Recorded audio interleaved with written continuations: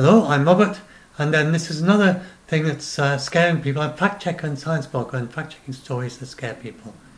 And it's just so sad that people get scared of something that's actually rather beautiful. And there's nothing to be scared of this at all.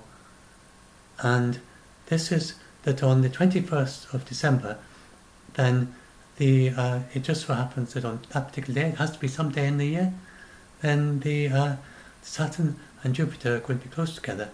And it's the closest since for several centuries. So that's a nice occasion to go, and if you had a smaller telescope and if you've got a nice clear horizon, then this is what you could see to it. And if you haven't seen Saturn through a telescope, it's a sight to be seen with its rings. It's very beautiful in a small telescope. And then you've got Jupiter, and then they'll both be in the same field of view. So and then you can, if you look at it with binoculars, you'll just see a bright star for that. You see a bright star there, and you see these little faint stars that you can't see with naked eye, except if you've got exceptional eyesight. Some children can actually see, but or if you block out the Jupiter with something, then you might see them. But through binoculars, you can see them easily.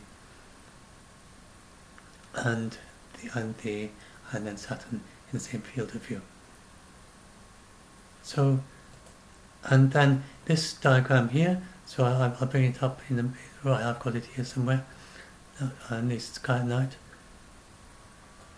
Go and look at the sky at night page.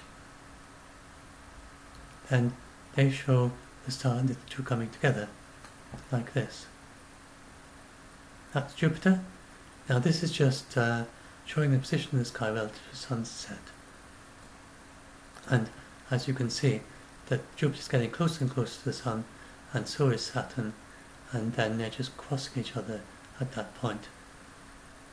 And then they'll keep going, like that, and like that. And they're just crossing in the sky, but they are nowhere near each other. Jupiter's a vast, vast, vast distance away. They're both far too far away, even to cause the slightest tides. You couldn't measure the tides for them. Far, far, far away. And Saturn is twice the distance of Jupiter. And nothing's going to happen to us. Nothing ever happens from Jupiter or Saturn. They don't affect Earth in any way. It's just a sight to behold. And if you don't see a telescope, you'll see the two together. I think actually maybe Saturn is actually in there. So anyway, they're so close together. And then, if you go and look at the table here, I'll come to that in a minute. Look at the table here. These are the distances in arc minutes, 6.1 arc minutes. And that's in 2020. It'll be closer in 2080. And if you go back to when it was last that close, it was that close in 1623, but it wasn't an easy thing to spot at that point, because it was very close to the Sun. And before that, it was very close in 1226. But not physically close to each other, just very close in the sky. And nothing happened in 1226, when Jupiter and Saturn are much closer than they are even today. If I go and look at this one of these ones has the children's arc minutes. Maybe it's this one. No, that's the wrong one. This one maybe. There we are, arc minutes. So it's 6 arc minutes, and then back then it was just 2 arc minutes, so it was about that far apart. Back in 1226. And but nothing happened. Nothing ever will happen as a result of that, because they're nowhere near each other. Now, the other thing is that people think about, it was the right, again I'm bringing up the wrong one, never mind, the Star of Bethlehem, that one. Right. So people are saying, but that's what it was like when Jesus was born. Well, they weren't particularly close together when Jesus was born. This was a whole degree apart, further away than the diameter of the moon. So, no, and then this was even further apart back here. That was Saturn, Jupiter, and Mars. And for some reason, they've shown them all in the same, hugely magnified, more like telescopic view of them, superimposed on the sky. But they're just bright stars. So back then, perhaps the Magi, when they were travelling to at Jesus' birth, according to the story in the Bible, then perhaps they saw these 3 stars, 3 bright objects close together, and that was the star they were following. But there are so many theories about what they were actually following. And another possibility that they mention here is that it could have been Saturn and Jupiter going past each other several times, in a kind of rare way that they were moving at that particular point. So, but they never came very close to each other. And so it's not really much to do with that just vague connection that might have been to do with Jupiter and Saturn. This is to do with Jupiter and Saturn. And this was to do with, so you could say that because the 21st of December, a nice coincidence, it's just before Christmas, when Christians celebrate Jesus' birth, so you can think that there's some kind of connection that's building up to the celebration of Christmas. Even if it's a virtual one this year because of COVID for most of us, hopefully. So that's that. There's nothing here to be even slightly scared about at all. And as you see, is this Crackpot teacher who Crackpot pastor for a non-denominational church, which means he's not part of any organisation, and he can make up his own rules for his Crackpot church, and you can just say anything and call it Christianity.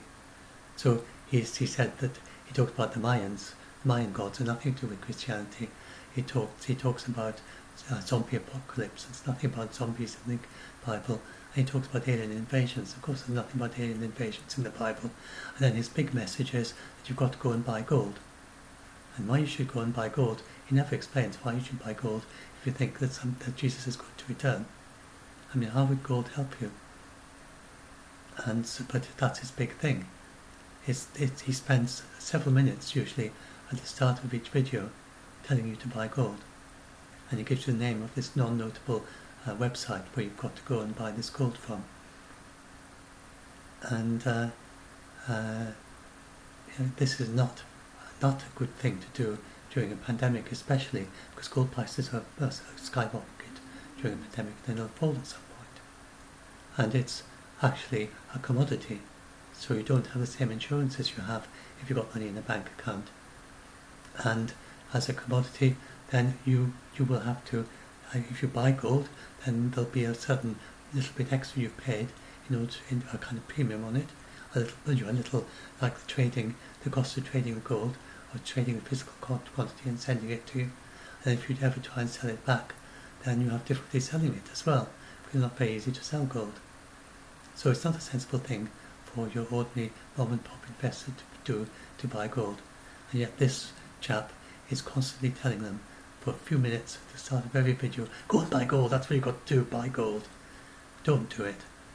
And just one of his videos would get him thrown out of any organised church. He is a crackpot, and what he's teaching you is not Christianity. It's just crackpot ideas that he claims is Christianity, but there's nothing in the Bible about alien invasions, or about zombie apocalypses, or about Mayan gods, or the Mayans. And then if he's talking about Mayans, he means the Mayan gods, obviously. And the Mayans were polytheistic. They have dozens of gods, and it's absolutely nothing to do with Christianity. They didn't even know about Christianity. The Christians didn't know about the Mayans. So there's no connection of Jesus' return with Mayans. And he's really crackpot. So please don't be scared by all these dumb things that I call him Paul Chicken Little Begley, because I think that's a good nickname for him. And just as you see in this graphic I've got, and you see this acorn on top of a leaf falling on his head. And this is like the story of Chicken Little that thought the sky was falling down because an acorn fell on its head. And so he's like that all the time. He just keeps saying, the sky's falling down, the sky's going to be falling down. Seriously, the sky's falling down. Yes, seriously. I'm being serious. I'm being very serious. I've got an acorn and it fell on my head, and so the sky's going to fall down again. And then a week later he says, and I'm being very, very serious. This is totally serious. The sky's going to fall on your heads tomorrow or next week. And then another week later he'll say again, now I know all the other times, he won't even mention that all the other times nothing happened. He'll just say, look at this, are you serious? The sky's falling. I just had an acorn fell on my head. The sky is going to fall. Are you serious? And then another week later he says, are you serious? The sky's going to fall. It's going to fall again.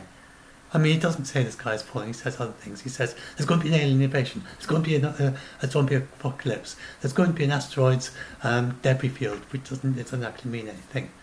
And now he's saying, because it's his birthday and because it's the shortest day and because these stars and these planets are close together in the sky, that something dire is going to happen, and it's not. Nothing's going to happen on that day. He's just daft old crackpot chap. So I hope that's helped some of you who got scared of all this.